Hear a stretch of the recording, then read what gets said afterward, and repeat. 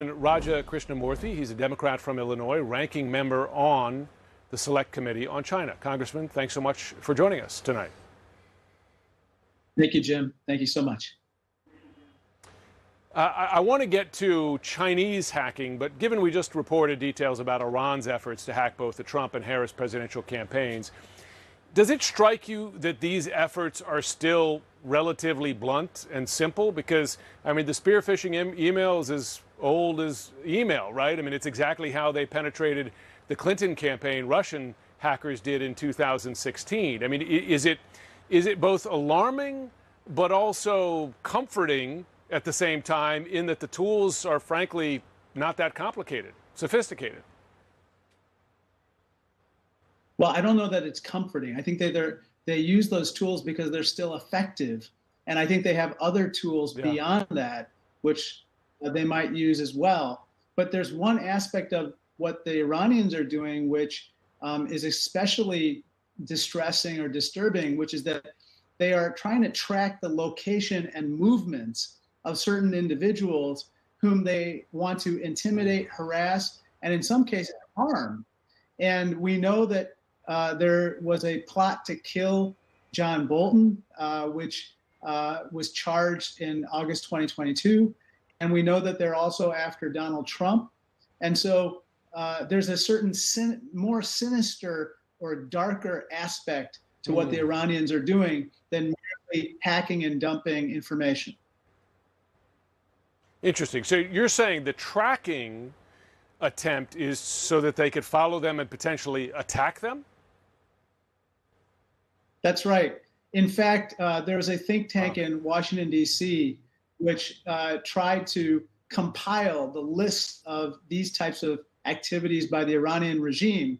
They said there were 115 such activities since Soleimani was killed in January 2020. That's more than half of the types of these activities that have happened since the Iranian Revolution in 1979.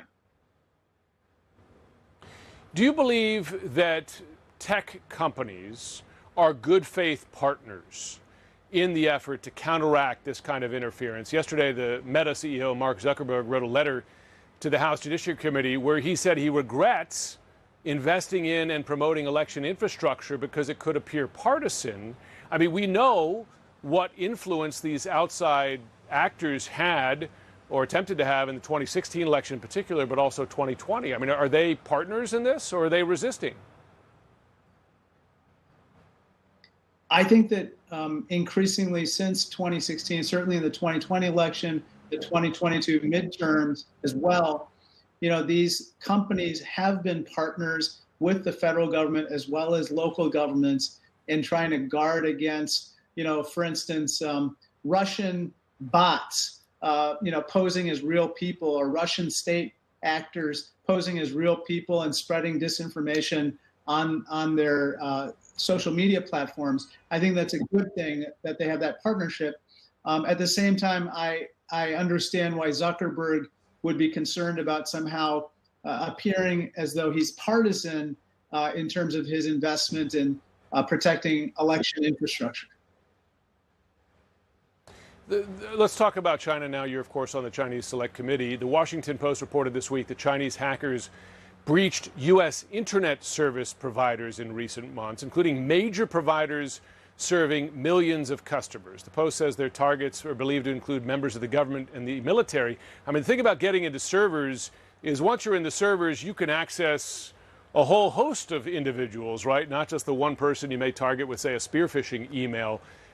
How sophisticated were these hacks? They're pretty sophisticated. They would basically implant kind of malware in internet service providers that would initiate a DNS attack, a domain name service attack, which basically means it would redirect people away from the website that they otherwise thought they were going to other fake websites, which would then capture personal identifiable information, passwords, and other really important information so that they could then access other networks that these people are on. So it's very sophisticated, and this type of DNS attack is kind of a hallmark of Chinese hacking. No question. Well, Congressman Krishnamoorthi, we appreciate the work you're doing on this. Thanks so much for taking the time. Thank you so much, Jim.